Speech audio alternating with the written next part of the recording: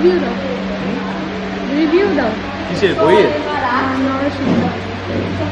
ভালো আছে, ভালো আছে। চরম। তোমরা অনেকেই আমাকে জিজ্ঞেস করেছিলে যে বাংলায় একটা রিভিউ দেওয়ার জন্য নরসিংহ বইয়ের। তো আমি একটু চেষ্টা বলি, যেহেতু কপিরাইটের ব্যাপার আছে তাই বুঝে শুনে সিনস দিয়েছি, কারণ না হলে খুব স্বাভাবিক কেটে দেবে।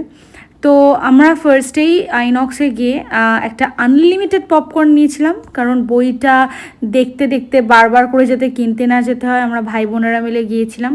তো রূপম একটা আনলিমিটেড পপকর্ন কিনলো, যেটার দাম ছিল 760 টাকা, এবং ওটা কিন্তু ফ্লেভার যেগুলো রয়েছে সেগুলো শুধু 60 রুপিস করে পরের বার দিতে হবে, আদারওয়াইজ নর্মাল যদি আমরা নিই তাহলে কিন্তু আনলিমিটেড। তো যারা তোমরা সাশ্রয় করতে চাইছো তারা কিন্তু এইটাই নিও।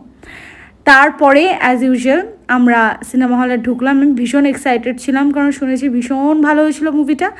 আর সত্যি খুবই ভালো হয়েছে, মানে যতটা সাইয়ারা দেখার জন্য আমি ক্রেজ দেখেছি, নরসিংহ দেখার জন্য আমি অতটা ক্রেজ লোকের মধ্যে দেখিনি, যদিও বা এটা one of the best animated film till now বলিউডে বলা হয়েছে। ছোটোবেলায় যেমনটা গল্প শুনেছি ঠিক সেটাই পুরোপুরি চোখের সামনে আমরা আজকে দেখতে পেলাম।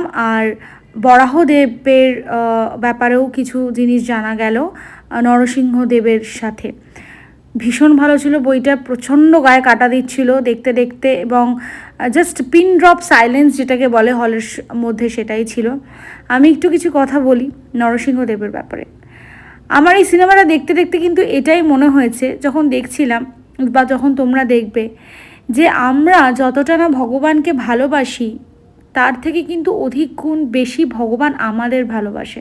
আমরা অনেক সময় বিশ্বাস হারিয়ে ফেলি, কিন্তু সেই বিশ্বাস হারালে চলবে না, আমাদেরকে তার প্রতি বিশ্বাস রাখতে হবে। রিভিউ দাও, রিভিউ দাও। কিসের বইয়ের? ভালো আছে, ভালো আছে। চরম।